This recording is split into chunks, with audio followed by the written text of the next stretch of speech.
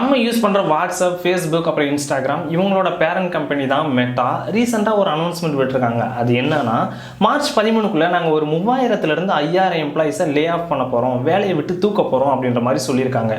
இது ஒன்றும் அவங்களுக்கு புதுசு இல்லை. 2022 பார்த்தோம் அப்படின்னா ரிப்போர்ட் படி 11,000 பேரை லே ஆஃப் பண்ணியிருக்காங்க. இதே 2023 பார்த்தோம் அப்படின்னா 10,000 பேரை லே ஆஃப் பண்ணியிருக்காங்க. இந்த மாதிரி லே ஆஃப் பண்ணிவிட்டு அவங்க ஒர்க்கர்ஸ்க்கு என்ன பண்ணுவாங்க அப்படின்னா, ஒர்க்கர்ஸ் பண்ணுற வேலையை எல்லாத்தையுமே ஏஐயை வச்சு ரீப்ளேஸ் பண்ணுற மாதிரி அவங்க ரீசெண்டாக ஒர்க் பண்ணிட்டு இருக்காங்க. இப்போ அதுக்காக எவ்வளவு இன்வெஸ்ட் பண்ணியிருக்காங்க அப்படின்னு பார்த்தோம்னா $65 பில்லியன் வந்து இன்வெஸ்ட் பண்ணியிருக்காங்க. இந்த ஏஐ வந்துச்சு அப்படின்னா எல்லாருக்கும் கம்ப்ளீட் ஒர்க் போகுமா அப்படின்னு கேட்டிங்கன்னா, இதை நம்ம மைண்டில் வச்சுக்கணும். இப்போ ஒரு ஒர்க்கை பண்ணுறதுக்கு 5 பேர் தேவைப்படுது அப்படின்னா, ஏஐயை ரீப்ளேஸ் பண்ணிட்டாங்க அப்படின்னா அந்த 5 பேர் இருக்க வேண்டிய இடத்துல 3 பேர் இருந்தாலே போதும். ரிமைனிங் 2 பேரை வேலையை விட்டு தூக்கிட்டாங்கன்னு வச்சுக்கோங்களேன். இந்த 3 பேரால் ஏஐயை வச்சு எஃபிஷியண்ட்டாக அந்த ஒர்க்கை பண்ணி முடிக்க முடியும். இதுதான் ஃபியூச்சரில் வரப்போகுது.